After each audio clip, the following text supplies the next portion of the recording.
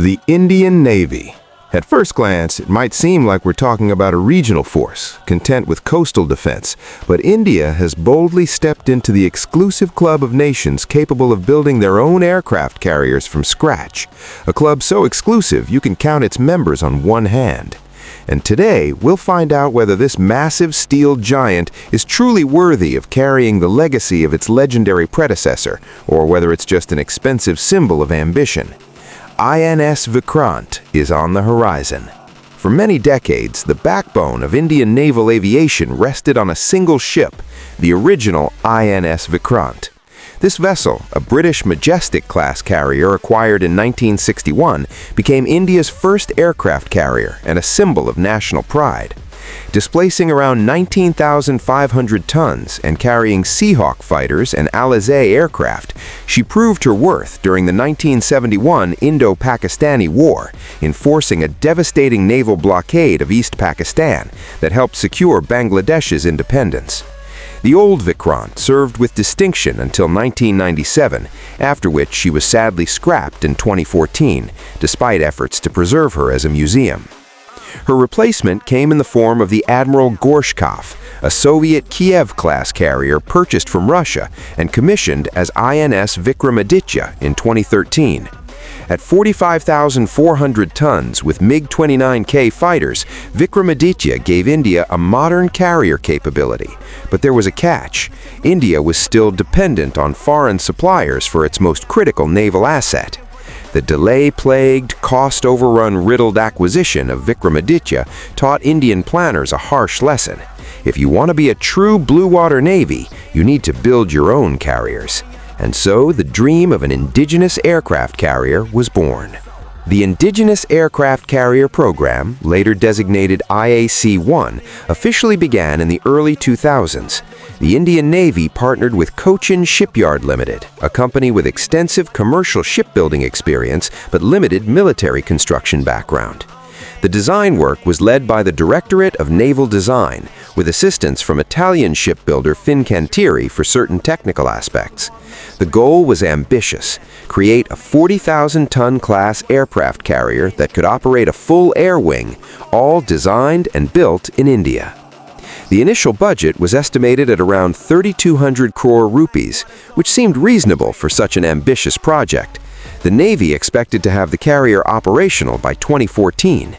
The ship would use a STOBAR configuration, short takeoff but arrested recovery, with a ski jump ramp for launches and arrestor wires for landing. This was a proven design, similar to Russia's carriers and China's Lianang. It avoided the complexity and expense of catapult systems while still allowing operations of conventional fighters. Work officially began in 2009 when the keel was laid at Cochin Shipyard. There was national excitement.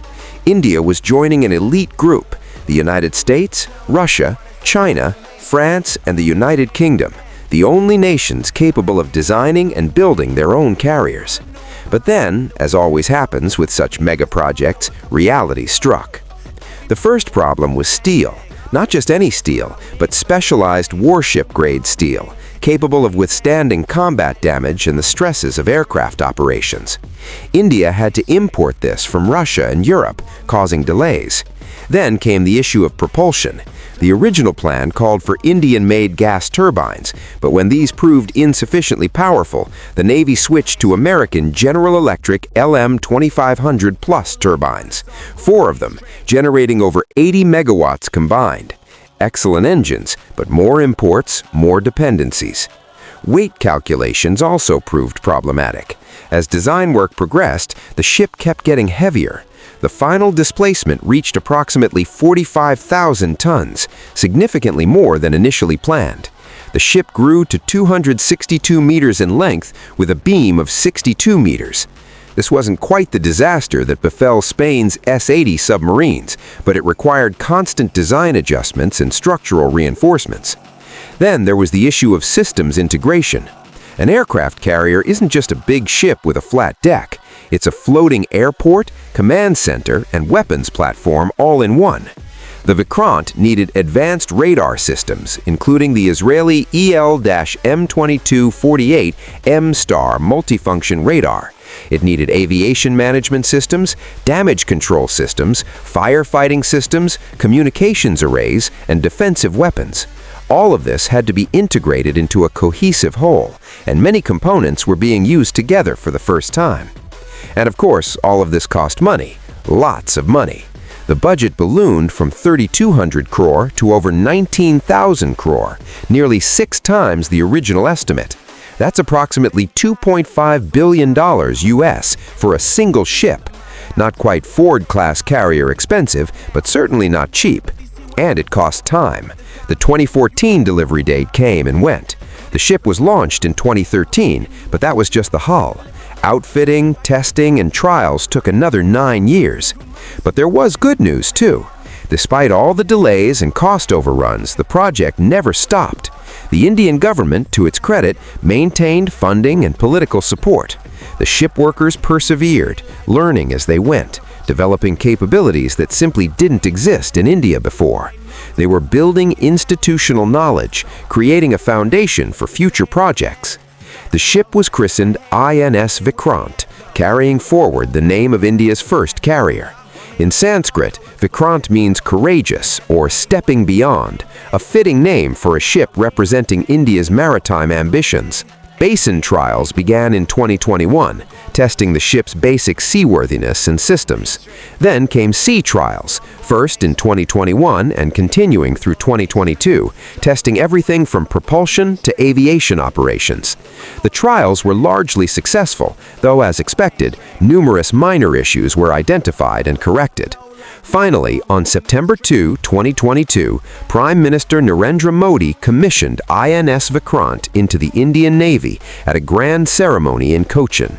The ship was operational, the first indigenously built aircraft carrier in Indian history. National pride soared. India had done it. So what exactly did India build? Let's dive into the details. INS Vikrant is, in every sense, a modern aircraft carrier. The 262-meter-long steel behemoth displaces 45,000 tons at full load, making it smaller than American supercarriers, but comparable to China's Type 001 and Type 002 carriers, and larger than France's Charles de Gaulle. It's the largest warship ever built in India, dwarfing everything that came before. The flight deck, measuring approximately 12,500 square meters, features a 14-degree ski jump at the bow. This configuration allows fighters to take off with heavier fuel and weapons loads than a flat deck would permit, though not as much as a catapult system. 2 arrestor wire systems allow aircraft to land safely. The deck can handle simultaneous launch and recovery operations, a critical capability for sustained air operations. The ship's superstructure, or island, is positioned on the starboard side, as is traditional. It houses the bridge, flight control, navigation systems, and communications equipment. The island is relatively compact and streamlined, reducing radar signature and aerodynamic interference with flight operations. Beneath the flight deck lies the hangar, a cavernous space measuring approximately 8,500 square meters. It can accommodate the ship's full air wing with room for maintenance operations. 2 large aircraft elevators, each capable of lifting 30 tons, move aircraft between the hangar and flight deck. One is located forward, the other aft, allowing efficient aircraft handling. The ship's power plant consists of 4 General Electric LM2500+ gas turbines connected to 4 alternators, generating over 80 megawatts of electrical power. This setup, called Integrated Full Electric Propulsion, or IFEP, offers several advantages: flexibility and power distribution, reduced mechanical complexity, improved redundancy, and easier maintenance. The gas turbines are marine versions of those used in commercial and military aircraft, proven and reliable. The power plant can push Vikrant to speeds exceeding 28 knots, not the fastest carrier afloat, but respectable. The ship has a range of approximately 7,500 nautical miles at economical speed, allowing extended deployments throughout the Indian Ocean. The ship's crew numbers approximately 1,600 personnel. This includes around 1,100 ship's company and about 500 air wing personnel. Accommodations are modern by Indian Navy standards, though certainly not luxurious. Officers get cabins, junior personnel share berthing spaces. There are galleys, medical facilities including a surgical suite, fitness areas, and recreation spaces. Living on a carrier is never comfortable, but Vikrant provides the basics. For defense, Vikrant relies primarily on her escorts and air wing, as most carriers do. But she's not helpless. The ship is equipped with 4 AK-630 close-in weapon systems, Russian-made rotary cannons capable of spitting out 5,000 rounds per minute to destroy incoming missiles and aircraft. These are supplemented by 4 Israeli Barak 8 long-range surface-to-air missiles, providing a defensive envelope out to about 70 to 100 kilometers. Additionally, there are multiple heavy machine guns for close-range defense against small craft. It's not an arsenal that would make a destroyer jealous, but it's adequate for a carrier expected to operate as part of a battle group. The ship's sensor suite is impressive.